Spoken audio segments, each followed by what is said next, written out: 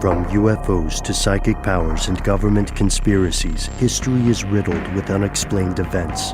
You can turn back now or learn the stuff they don't want you to know. A production of iHeartRadio.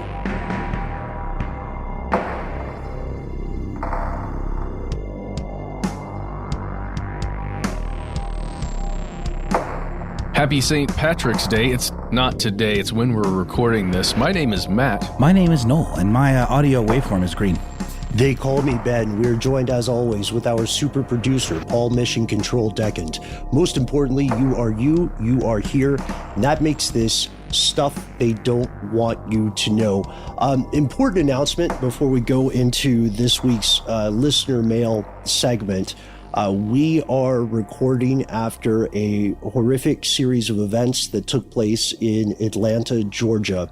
A domestic terrorist took the lives of 8 people, is currently claiming this was somehow not racially motivated, most likely in an attempt to dodge the additional federal crimes that these sorts of murderers can and should be charged with.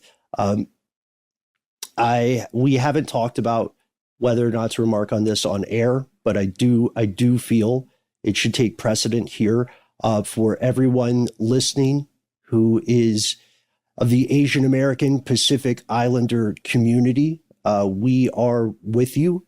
This is another tragic, heartbreaking, another iteration of the continued rise in violence across the nation against people for no other reason than hatred and racism.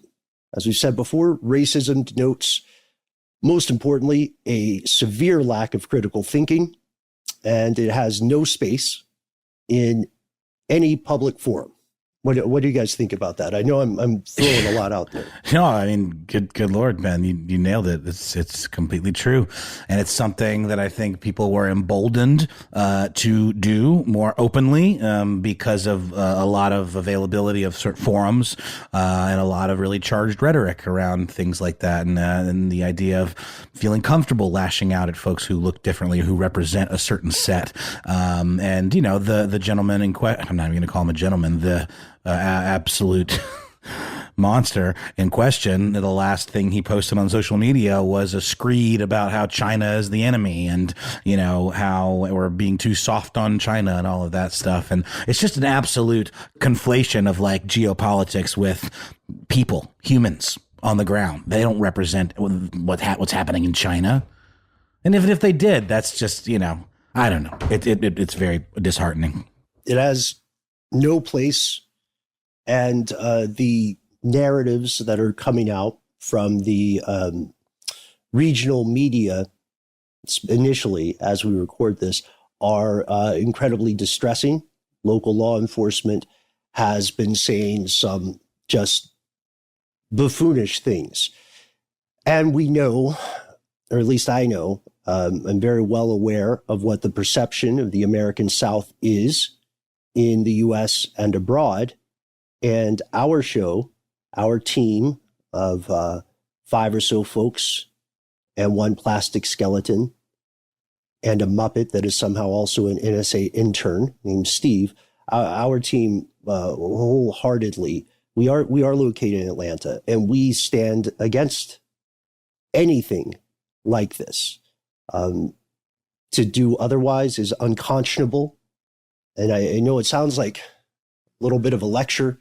We are absolutely not the voices that should be reporting in depth on this, because the people who will have the most impactful reporting are the people whose voices have historically been ignored for far too long.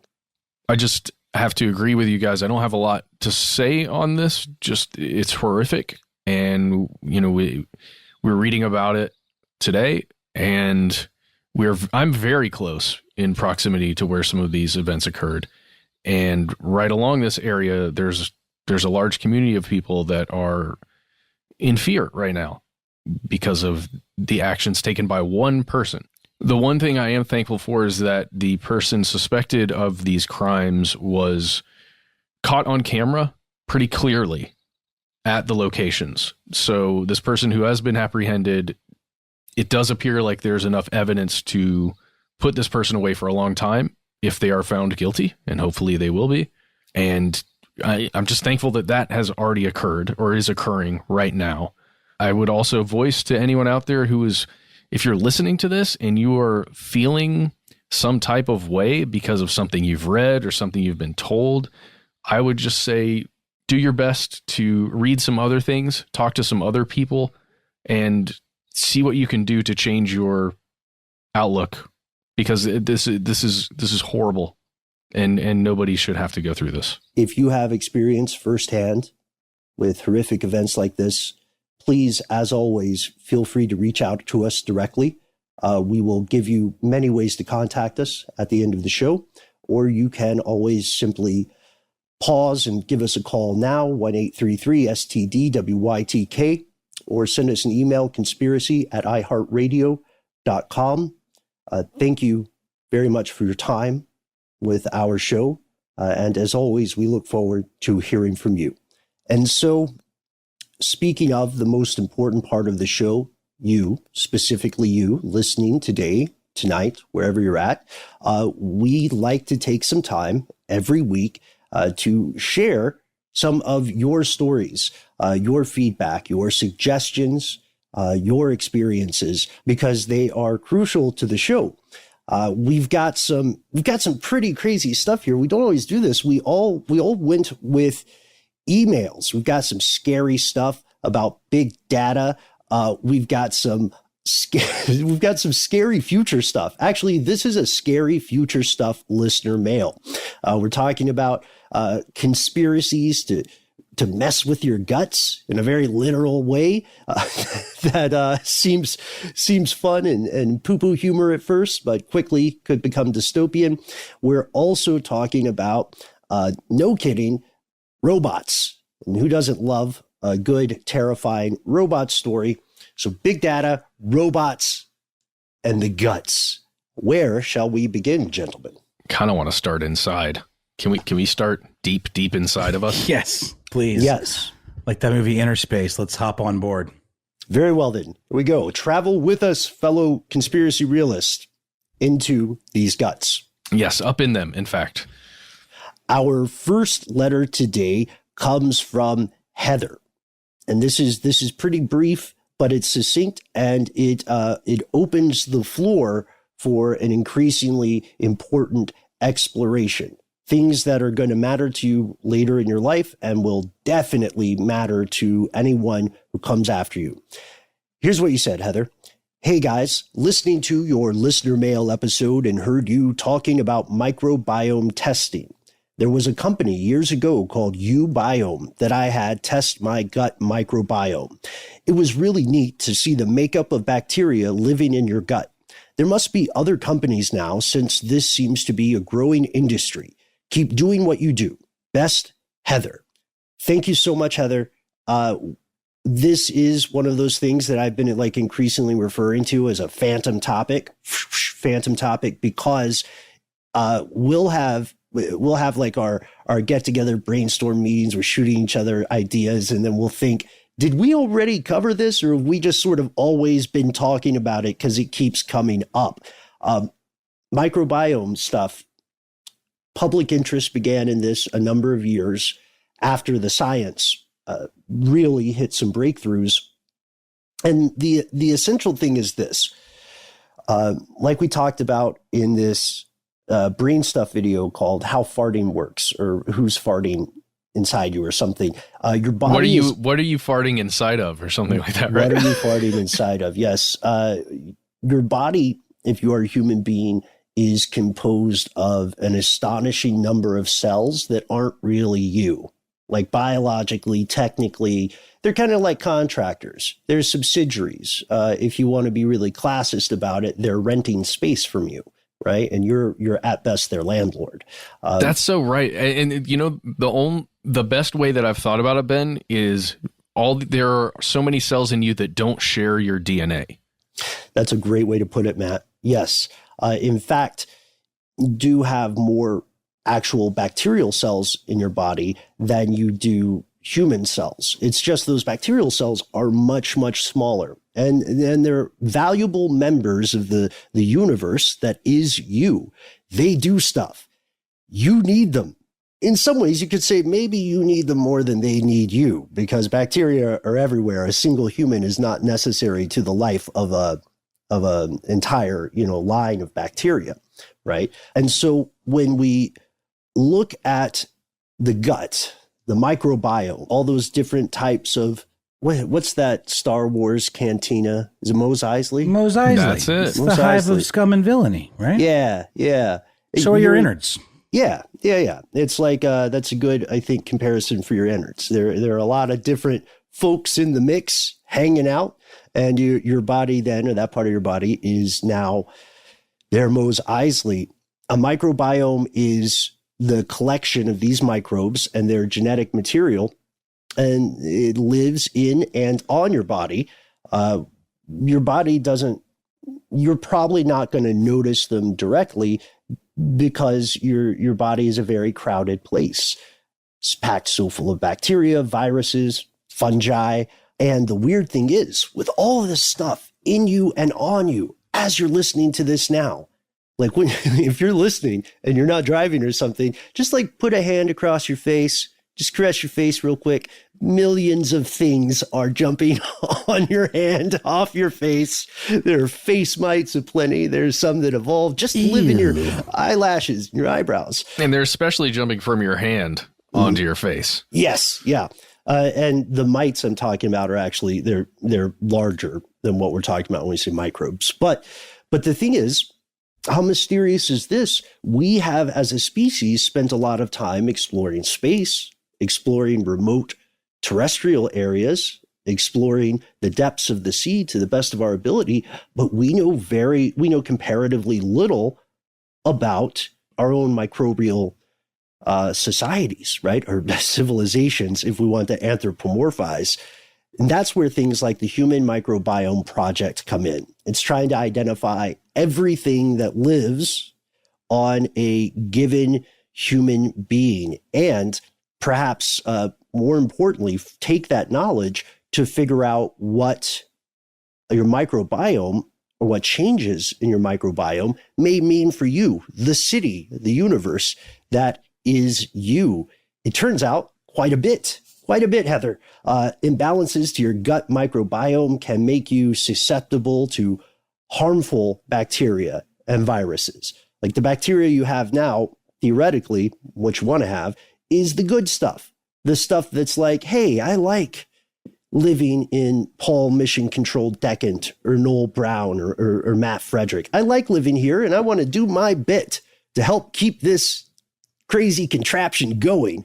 And then there's it also can protect you to a degree against what we'd see as bad or antagonistic bacteria, who's like, fresh unspoiled land that shall be mine. They're like the bad guys in Waterworld. You know what I mean? They want to like dam your rivers, knock down the trees of your lots of eye patches, all around. No, it's true. It's true. It is. Yeah. These imbalances can lead to things like they can affect your immune system. They can, of course, not to get too poo-poo caca about it, they can affect your bowel movements, diarrhea, constipation, IBS. They can give you unhealthy skin, even things like faster aging, reduced cognitive function, wild mood fluctuations. This is important stuff, which means then it's an important test. And I can't just be the only one thinking about other tests that will tell you more about yourself, like on the genetic level, 23andMe, right? Ancestry.com. It's weird. Like this stuff provides information that is different, but could arguably be just as impactful in its own way. Which all means, the words, Ben, like impactful when you're talking about your gut. right. Like all the words here just feels like innuendo or referring to something that we're not. I love this topic. Sorry.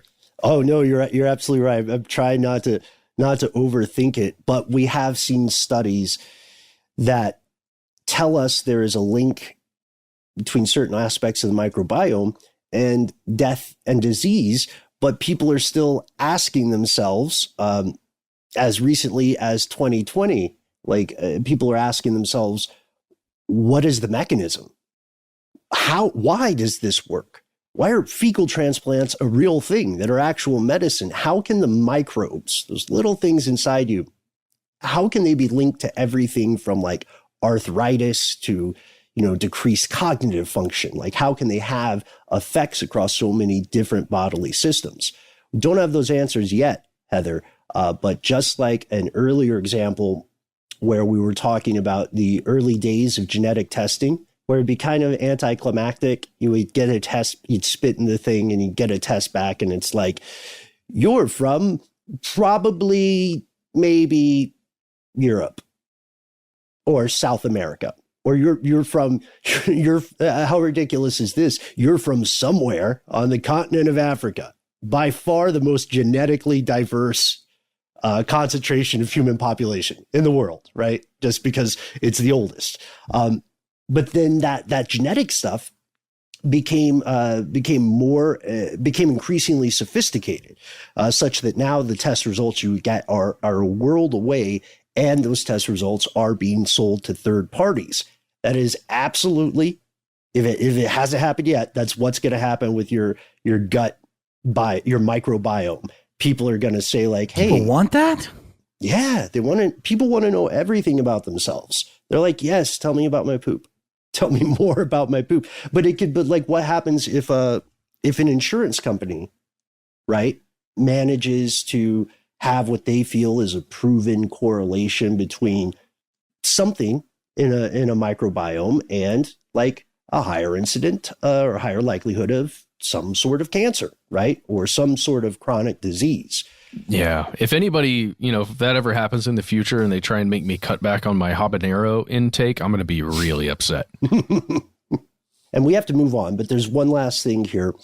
First, I believe that this is a full episode because we're looking at emergent science, which always has the potential for amazing or disastrous knock-on effects. And we see, we see startups, uBiome being one, that are getting into this game early. Their goal, I can only assume, as long as they're private organizations, is to somehow monetize, commodify, or sell the data and the research that they get. And there's a whole story on uBiome about them doing all kinds of shady stuff early on and then collapsing completely. Mm-hmm. So I think this is a full episode. I think that we are returning to this in the future. In the meantime, Heather, I hope this isn't something that makes you feel like there's some kind of poop pirates out there just non-consensually trading traces of your microbiome. But that may very well be the case in a few years.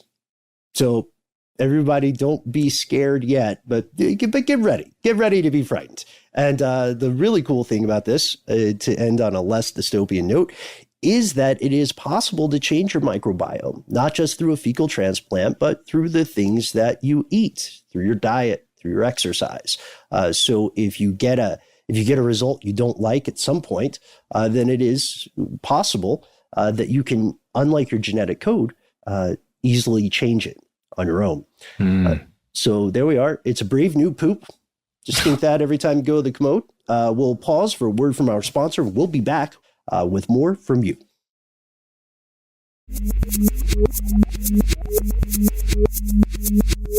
And we're back. Hopefully you have finished up in the bathroom there. If you're still going, that's fine. I don't mind talking to you in here. It's cool. We're narrating this. We've made it. The best entertainment pre-cell phone was the stuff that people would read while they were in the restroom, right? Like Uncle John's bathroom readers. Did you guys ever hear about those? Classic. Oh, that news app gets lots of play while I'm on the throne.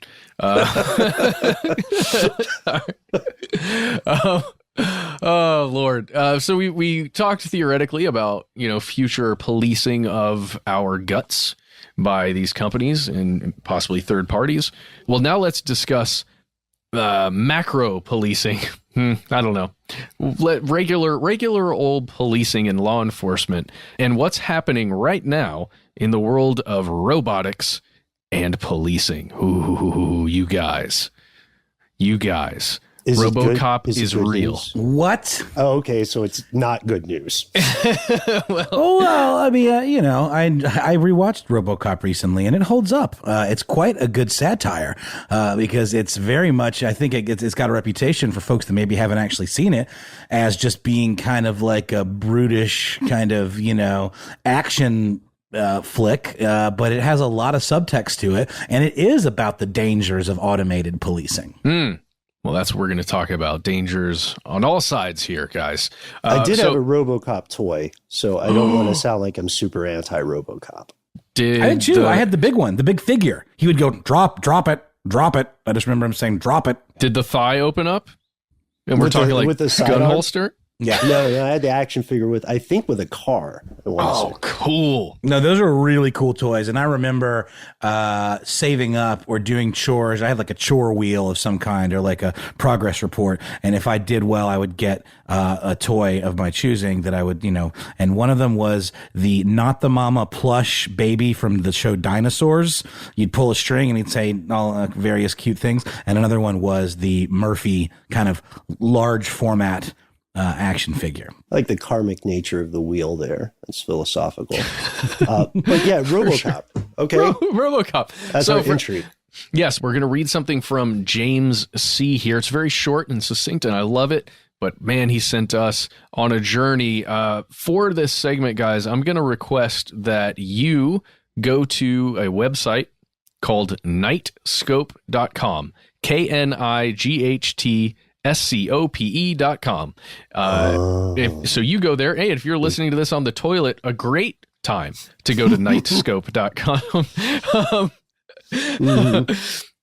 So once you're there, I'm going to read what James sent us.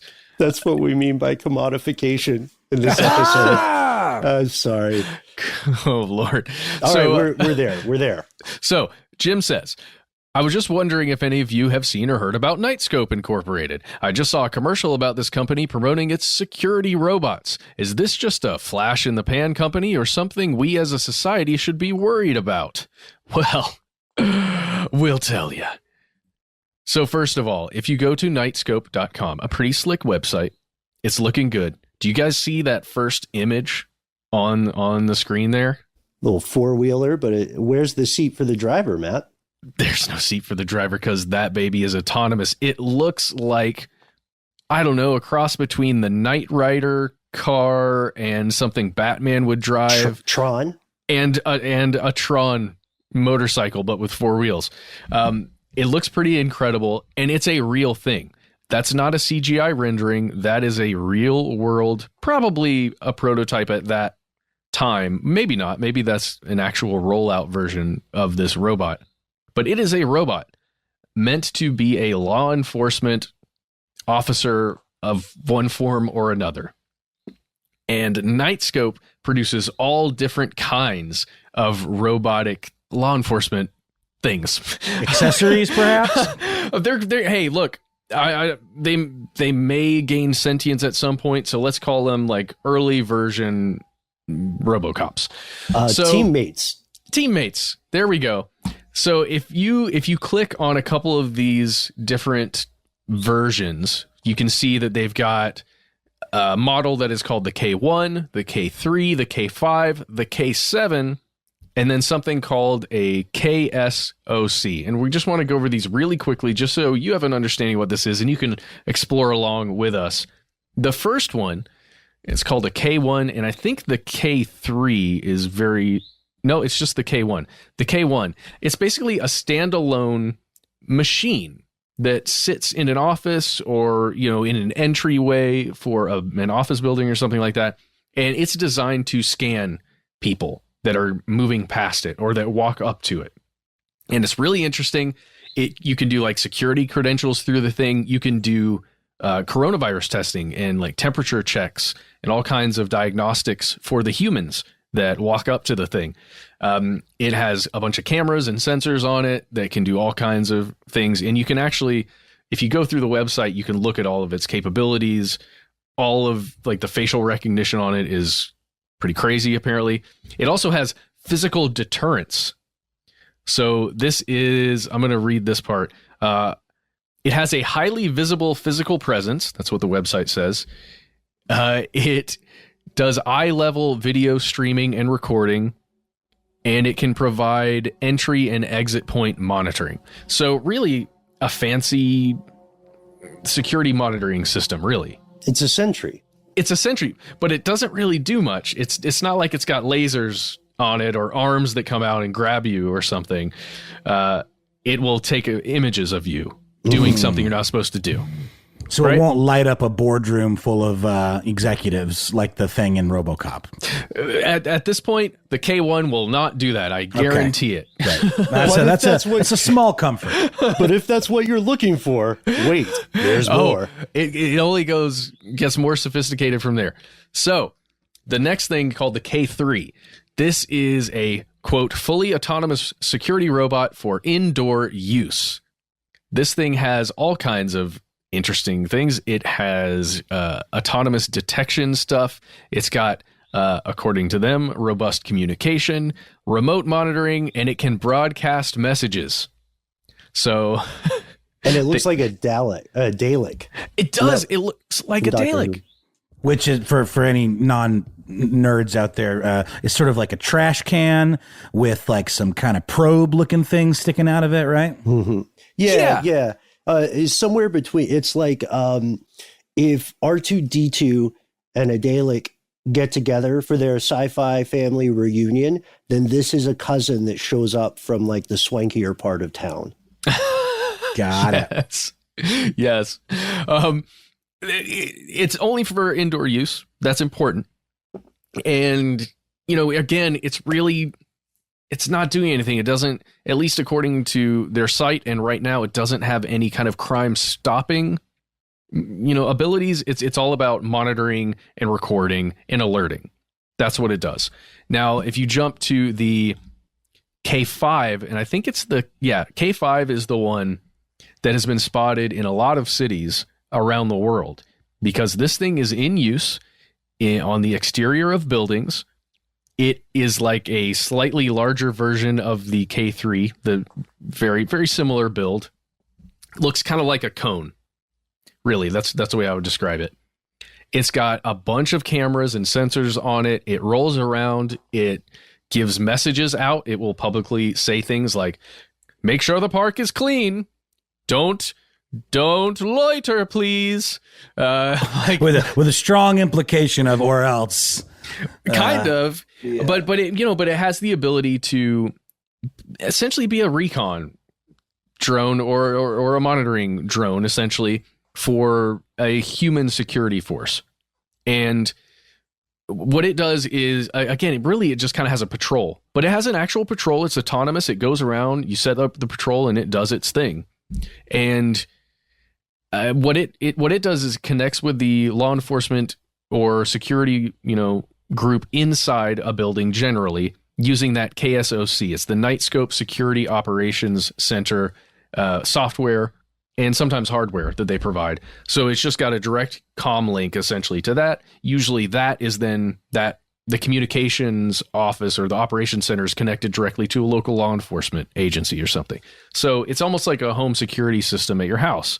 If somebody, tries to break into my home, like right now, if it was occurring, my security alarm would be triggered, which would then go directly to the local police department that's right here.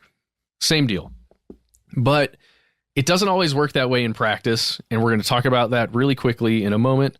But I have to tell you about the K7. This thing is just ridiculously cool looking. There's not as much information on it on the website, which is a little sad. But the thing has 4 wheels.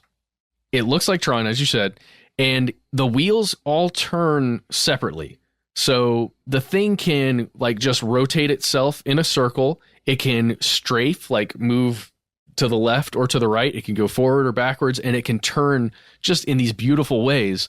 And apparently it can go pretty fast. They're not saying how fast it can go yet, the maximum speed, but they are saying it's multiple terrain. It can go over a bunch of different places.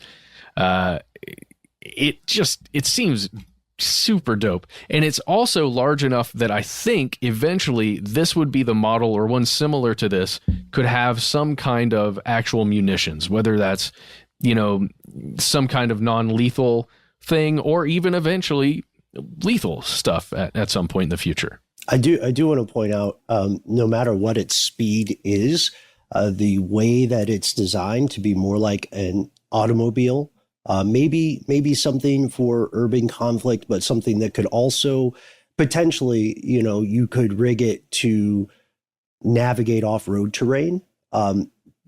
I also thought about the platform thing here. They would have to sacrifice speed for that, but they're still going to be faster than the K5s and below, because the R2-D2s here, their top speed is 3 miles an hour. So they're very slowly doing that autonomous patrol. If they're telling, like, if you are out there stealing whatever people steal, water. If you're out there stealing water, then they will tell you, like, you are being apprehended, your photo is being uploaded, and you can just walk away. You don't have to run. You can fast walk.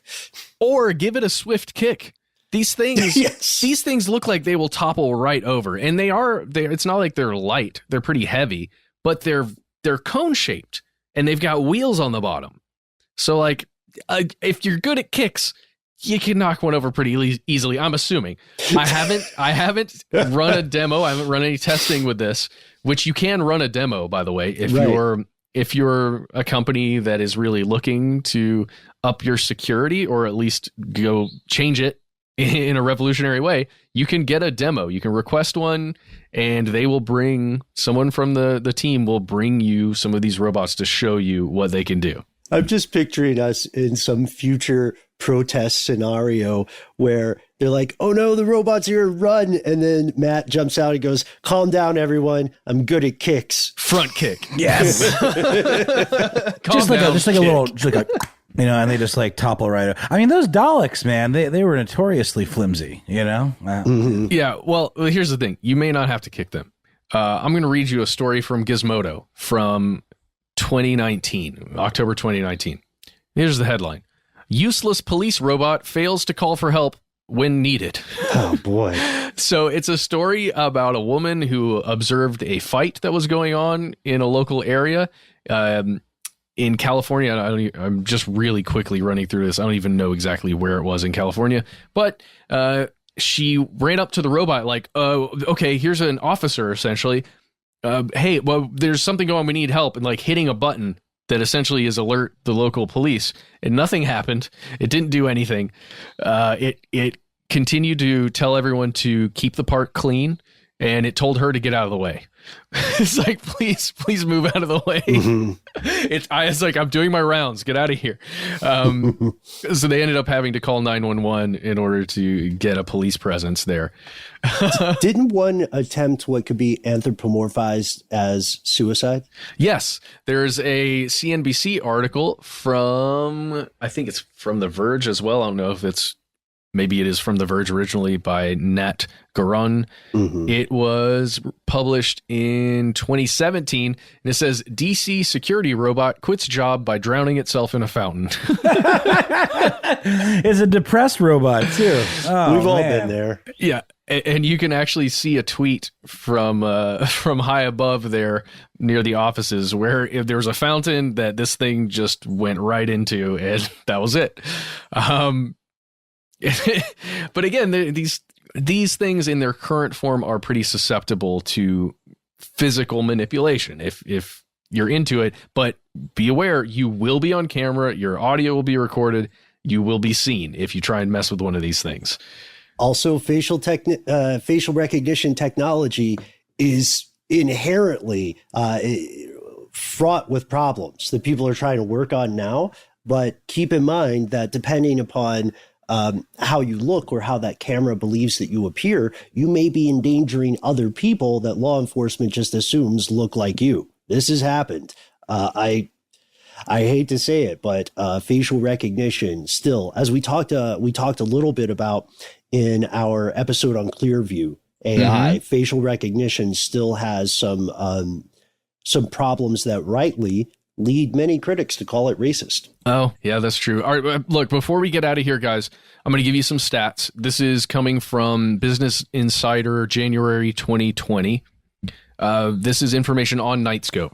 At that time, they had about 50 robots that were deployed across the United States, and it costs, well, it depends on the model. They're saying it costs somewhere between $60,000 to $70,000 to lease a single robot for a year term. That's a lot of money. That's like a salary, right? $60,000 to $70,000 was a really good salary for maybe a security officer. I don't know what the running salaries are for a human to be working a job like that, but they're saying that Knightscope has raised over $46 million in funding, at least as of that time last year. And there's all kinds of interesting stuff. Essentially, they're talking about what the future could hold, but there are problems like mall fountains. One of these robots ran into a toddler because of I guess it couldn't see it or something was malfunctioning. Rode off. Get out of the way, kid. This is like pre-Christmas Day Scrooge as a robot. So I would say Knightscope in general has a lot of growing to do, but they've been doing it since 2013, guys. That company was founded in 2013 as a response to terrible things that happened around that time. I believe it was on their website. They say it was the Sandy Hook shootings and the Boston Marathon bombing. Those were the two events that caused this group of people to decide, hey, well, let's do some kind of autonomous thing where we can take humans out of that immediate danger role of trying to interact with a suspect or someone suspected of committing a crime. I think it could be good in the future, but for me, it's really terrifying. If you're at Knightscope, hit us up. Tell us about the cool things. Hey, maybe run us a demo of that K7. I want to see the K7 in action. If you got one of those, bring it down here to Atlanta, or let me know where I can watch it for a while and just check it out. Careful what you wish for, man. I mean, basically, is the takeaway here, this is not like, I mean, I know that some of the videos of the Boston Dynamics robots get kind of ragged on because they're sort of dumb looking, but they're also cool looking. They're incredibly good at moving. That's what I'm saying. This is not that. This is like some step down kind of bargain basement version of that kind of tech. This is not, dude, I'm telling you, it's not bargain basement. It's really sophisticated, interesting But it's stuff. Not as cool as that. It's not as sophisticated as that. That's like the top tier. This is maybe middle tier, let's say. But if Knightscope and Boston Dynamics had a baby and created a thing that was like one of those little panther creatures that Boston Dynamics is creating and had the capabilities of one of these things that Knightscope is creating, you would have a legitimate, terrifying, and probably crazy effective law enforcement robot. Something capable of doing a little Fortnite dance after an extrajudicial killing, right? Orange Justice, you say? Or just a brutal takedown. Well, the thing is that research into this technology has to exist. Like that's what people can see as a dilemma. Even the critics, the human species is very, very bad at saying, oh, we can see the potential problems with this research. Let's agree not to do it. I mean, keep in mind, we're still making nuclear weapons, right? People are still working on that, and everybody knows what those things are designed to do. I would say, it contains so many exciting, arguably vital fields of research. The question is the same question early humans ran into with fire. Are we going to use this to help ourselves or to harm others? Or to annihilate ourselves? Mm-hmm. Burn ourselves to the ground. That's certainly an option. We seem to be inching closer and closer towards. Huzzah. Yeah. And hey, they're not the only company, Knightscope, by the way, that's creating these kinds of robots. So, why does it have such a sinister name, Matt? What? Knightscope? Are you kidding me? That sounds amazing. That sounds like a creepy cop character in a Mortal Kombat game, dude. Like, I mean, or like some kind of prowler. Like no. That's not good branding. I think it's badass. If you go down to the very bottom of their website, you can see, at least right now as we're recording this, you can see a little thing that says, is that Knightscope, Knight scope, or NIGHT scope? It's K, with Knightscope. But they've got an image of several of their robots around a table, and it looks like Knights of the Round Table. Dope. There was a cartoon about the Knights of the Round Table a long time ago. I don't know. I can't remember the name. Just someone tell me what it is, because I can't remember. But to your point, guys, to me, either the KN Knightscope or just the regular N Knightscope, they both sound like they would be a character in Suicide Squad who dies really early because like Dead Scope or something says there's only room for one. Knightscope is just a guy in full, like, in medieval times armor, but then he also has a scope and it's on both of his eyes. And they're like, what's your power? And he's like, I can see slightly better than I would ordinarily be able to see in a suit of medieval armor. And then I don't know what Knightscope, I guess they see in the dark. Anyway, those folks are not going to make it through the whole comic book or film. Pretty wild, though. Matt, sorry if you mentioned this, but I just pulled up. There's a page. It's like a startup, like investment page called Start Engine, and Knightscope is on there, and they have raised $10,110,233 in this cycle that's happening right now. And it says previously crowdfunded $43,535,226. So this is obviously like, GoFundMe on steroids, specifically for startups. And on the page, it does show, it's a video, but the still frame of it is that car you talked about, Matt. And I will say it immediately looks like a giant roller skate. Huh. A giant futuristic, like the kind of roller skate that Prince maybe would wear. Or R.I.P. Arthur and the Knights of the Round Table would have used. If you say so. Well, I didn't stay awake the entire history class that day. Fair.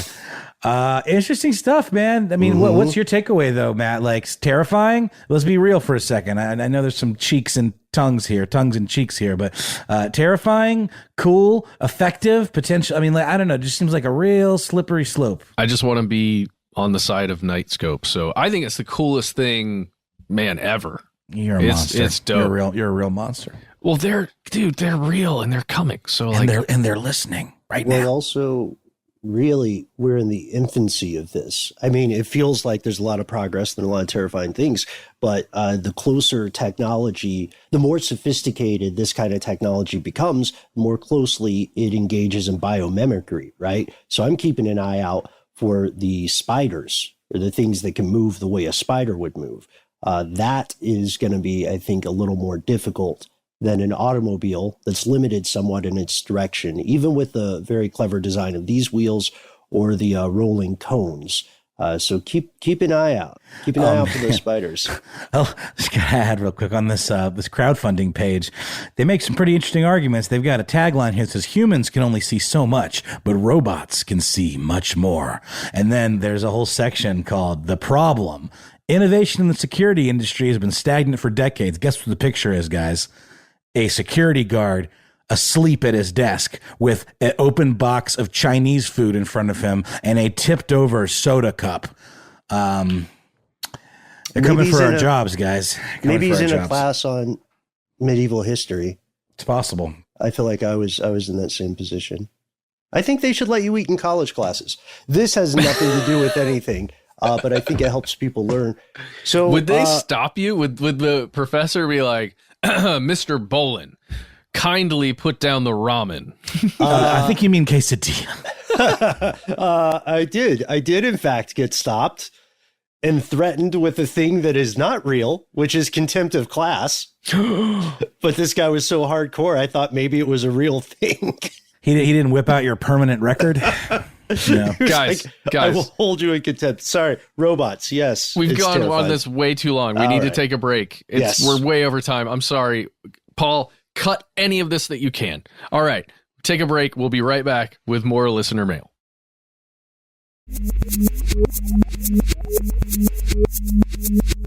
And we're back with more listener mail. That's mail from you.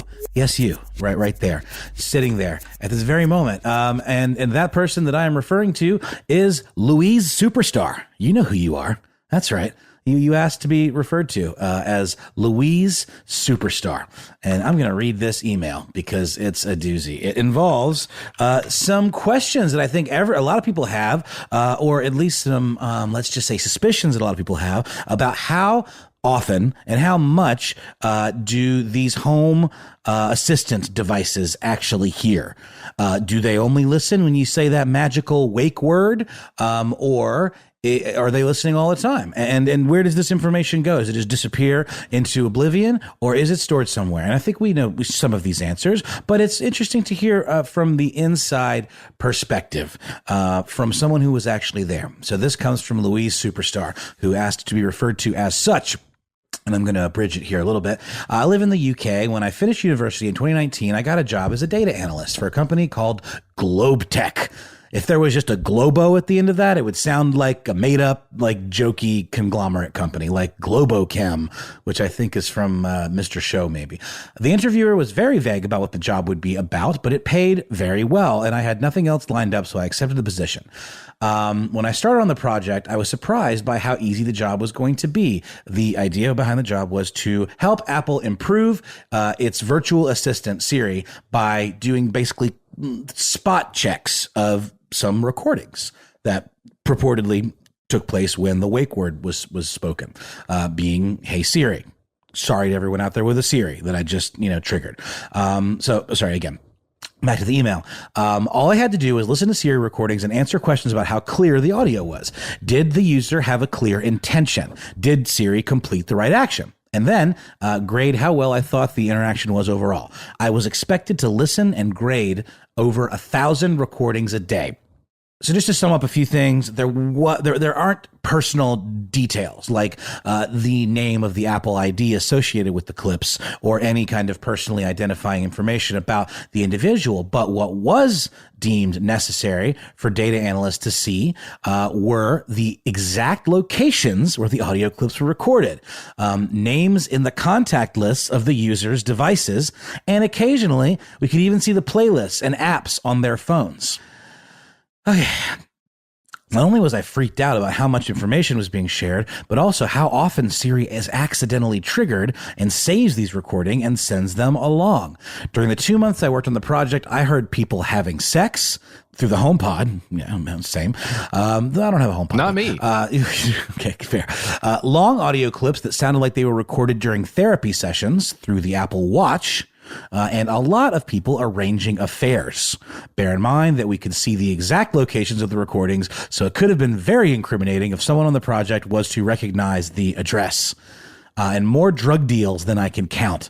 This seemed to be because the noise of a zipper on a bag opening and closing set Siri off.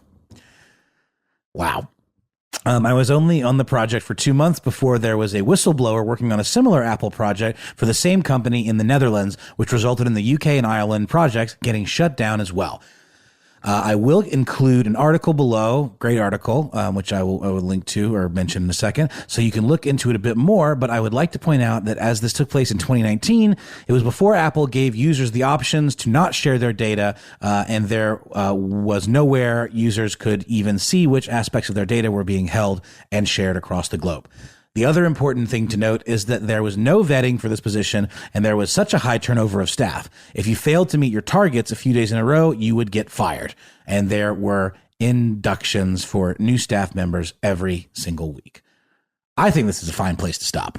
One thing that's important is that it's prevented her, after doing this job, from purchasing Apple products, specifically an Apple Watch, because she's aware of how active Siri can be in hearing things and recording them and sending them.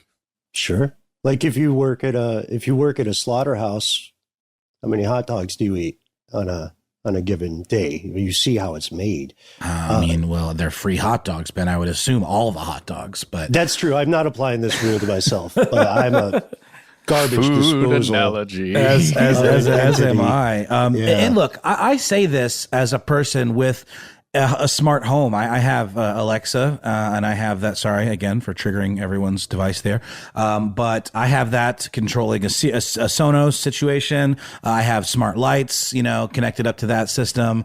I have it in my bedroom. I have one in my kids' room. It is something that a handful of friends of mine, my girlfriend included, they're kind of freaked out by. I love the convenience of it, and I'm a nerd for tech stuff like this, and I'm fully aware that this is a possible thing. Do I feel like I'm going to have an FBI agent knocking on my door because Siri hears me smoking a bong? I kind of doubt it. Well, now they're lining up now. Well, I'm just saying, man, like I choose to live my life somewhat blissfully ignorant about this stuff, even though I'm not ignorant to it at all. But it's fascinating when you think about it. And this article from The Guardian, it confirms that this stuff is the case for us, Alexa as well. And that there are, similar whistleblower situations in projects like this. Yeah, exactly. All of them. All of them. A company called Counterpoint Research indicated that Apple has 35% of the smartwatch market and more than 3 times its nearest competitor, Samsung, and more than its next 6 biggest competitors combined. And the smartwatch is the thing that follows you around everywhere you go. So that's probably the biggest creep factor in this, right? They're hearing stuff, happening in all locations. Drug deals. Pinpoint that stuff. Let's say you're maybe not just buying a dime bag of weed, but you're moving some serious weight or something like that. I mean, surely people that are doing that are being more thoughtful, but I would definitely tread lightly, if you're rocking an Apple Watch. Biomedical data. Biomedical data. That's for sale, Yeah, there was a study I saw recently that said more than 1,000 phrases will quote unquote accidentally awaken Alexa, Siri, and Google Assistant. More than 1,000. That is insane. You have to wonder what they are, right? Well, you can usually tell because the thing goes boop, and a lot of times it'll be dialogue in a movie that I'm watching. That'll trigger it, and then it'll duck the volume down, which is annoying. But absolutely, the idea of the sound of a zipper is fascinating. No wonder there's so much sex being recorded. So the moment you hear that zipper go, probably a lot of people urinating too, I would imagine, being recorded. That's got to be a fun one to hear. But yeah, man, it also said a lot of therapy sessions, extended recordings of therapy sessions. Very personal and potentially identifying information. It's something that everyone should be well aware of and either, go forward with open eyes or, throw out all your personal assistance if it freaks you out. Well, it's funny because one thing that you'll notice with a lot of engineers, especially engineers who work in these fields, is that their homes are going to be much more analog and mechanical than the average home. Like I don't know. I know you're out there, folks, but I don't know a single engineer who likes surveillance cameras for security, or would have any of these personal assistance devices in their home. The laws just aren't there yet. Like I think just now, I can't remember if it was Florida or the entirety of the U.S., there's finally a bill that will attempt to make your stuff actually private with at least with Alexa. Yeah, here it is. Actually, it's just a few days ago, March 9th. There's a Senate committee that just cleared a proposal to ban warrantless searches of cell phones and warrantless searches of voice-activated devices like Alexa, Google Nest.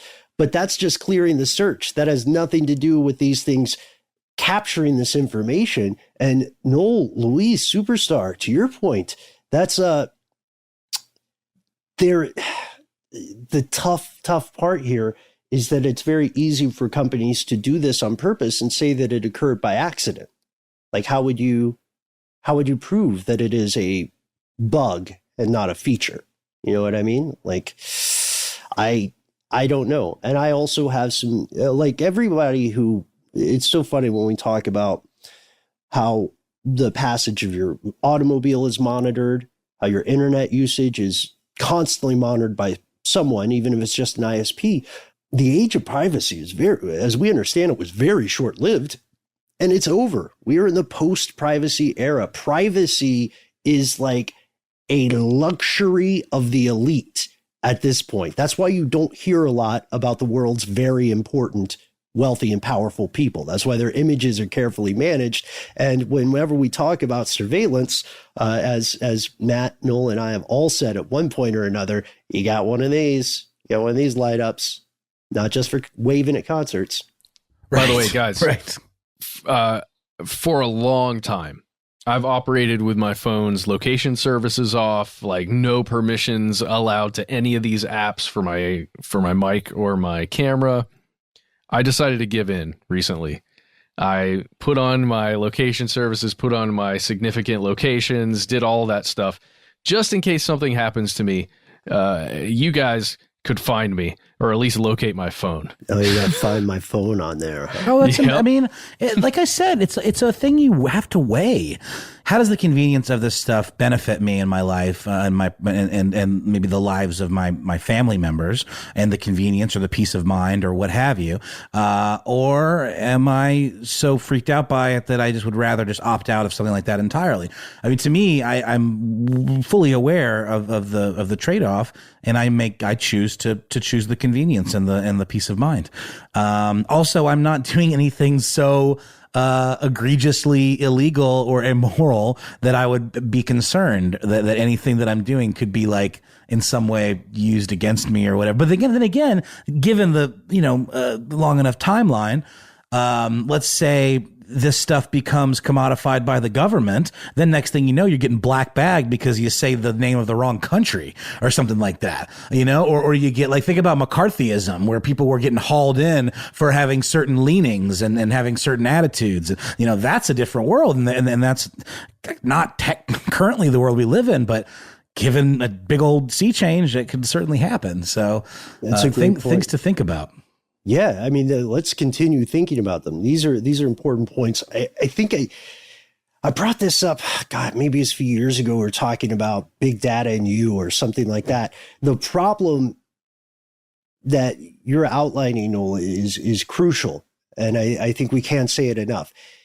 If you have these devices and you're or if you think any concerns about privacy and surveillance are kind of, I don't know, paranoid or self-absorbed or etc., the act of a hypochondriac in the conspiracy ward of a hospital, then what you need to realize is it's not one of the big concerns is not that you are saying something that will be immediately used against you, or that you are doing something so egregiously wrong. The idea is that the laws might change later, and then you will be suddenly, retroactively, a criminal. Because the thing about certain sedition laws, when governments change, right, or when coups occur, is that sedition tends to be applied retroactively, right? When, for a very horrific example of this, recall when Pol Pot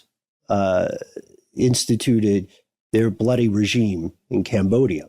Pol Pot's original name, by the way, was Saloth Sar, which just sounds even more villainous somehow. But yeah, people were very Sith-like.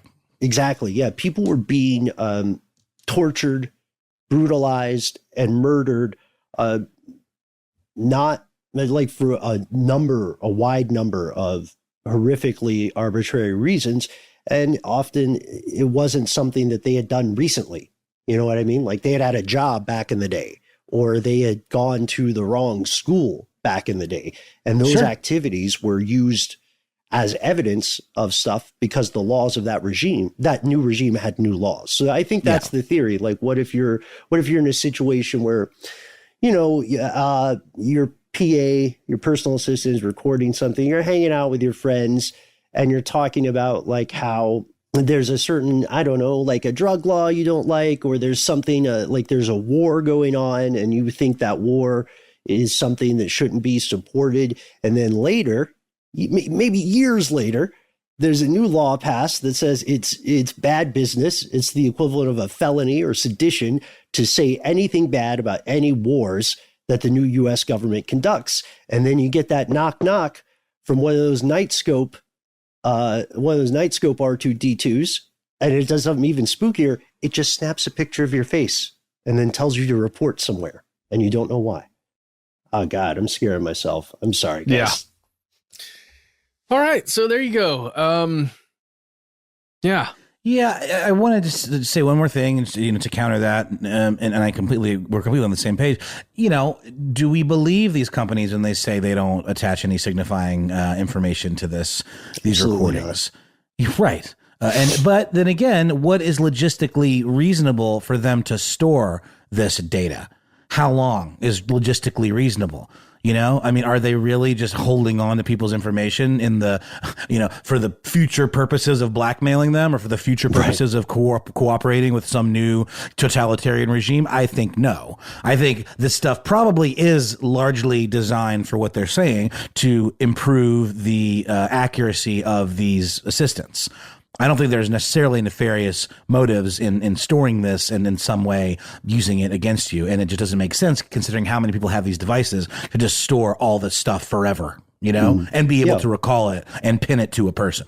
Yeah, well, there's nothing to counter because, again, what I said at the beginning was that if you are what was the phrase? If you are like the hypochondriac in some kind of conspiracy ward, you're right. That is it's a very extreme thing. And the extremity of the potential does have to be weighed in context with the practical nature. Like how cheap is this to store forever?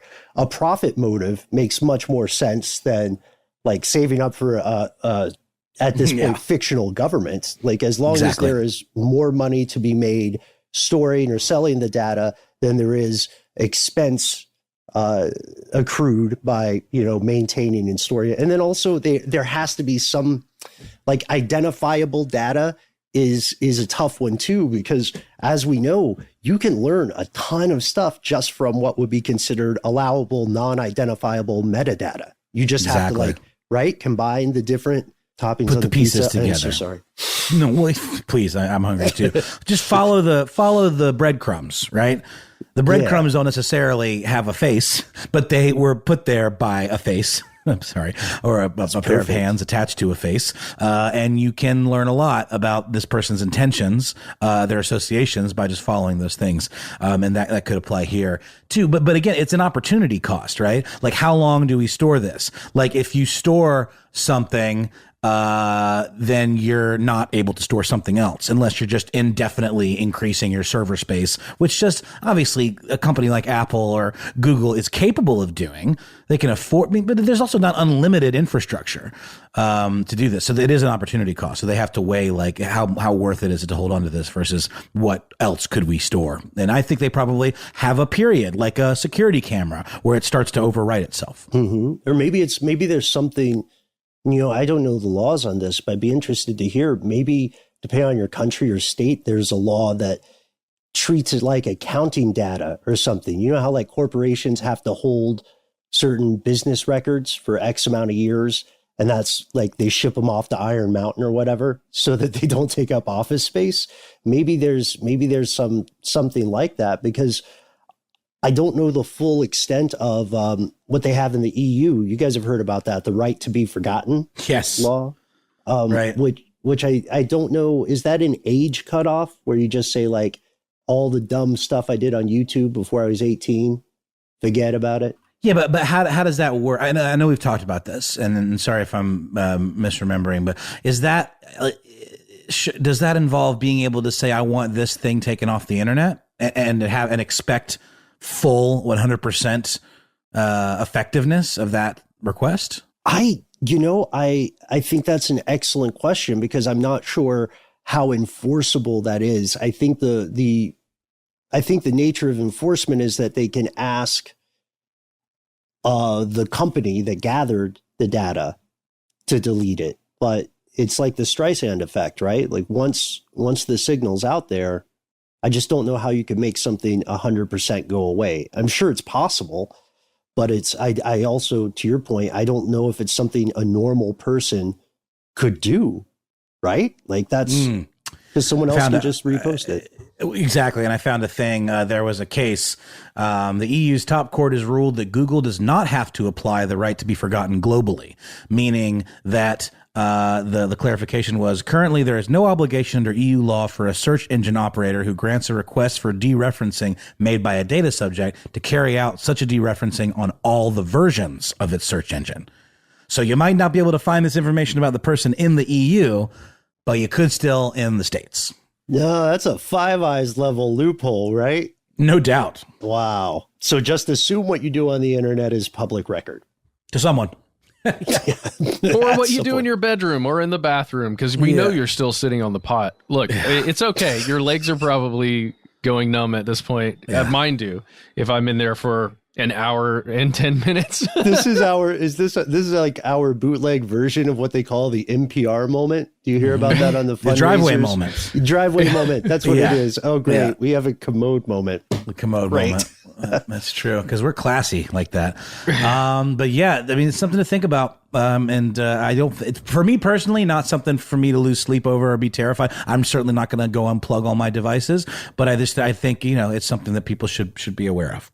And thank you so much to Louise Superstar for sending in that firsthand account of exactly what goes on in some of these studies. But again, also to point out, this was from 2019, and now new versions of the operating system do have more specific opt-in options. And thanks to James for writing in about the robots in Knightscope. And thanks to you, Heather, for giving us the opportunity to talk about the strange, fascinating science of gut biomes. Thank you to everyone, in fact, who has spent this time with us today. Thanks to everyone who has listened to the show, who has written in, who has given us a call. We can't wait to hear from you. What do you think is the future of automated law enforcement? What do you think is the future of the world within your gut? And what do you think we're going to learn about what these devices and their companies know about us? Tell us all about it. Give us a suggestion for an upcoming episode you think your fellow listeners should either enjoy or need to know more about, and we'll tell you how to find us. It's the end of the show. We'll just do it now. We're all over the internet. That's right. You can find us on Facebook and Twitter, where we are Conspiracy Stuff, and Instagram, we are Conspiracy Stuff Show. Yes, and you can call us. Our number is 1-833-STDWYTK. Please call us. Leave a message. Tell us exactly what you want us to call you. Doesn't have to be your real name. It can be an awesome super spy-like name. Just tell us what you want us to call you. Let us know if we can use your voice on air. Then leave your message. Try and keep it as short as possible. And if you want to say anything personally to us or to Doc or to Paul, go ahead and do that right at the end of the message. You got 3 minutes. Do what you can. Try not to leave multiple messages, too. That would really help us. If you've got a longer message that you want to tell us about or give us links or something, the best way to do that is to send us a good old-fashioned email. You can find us where we are. Conspiracy@iHeartRadio.com.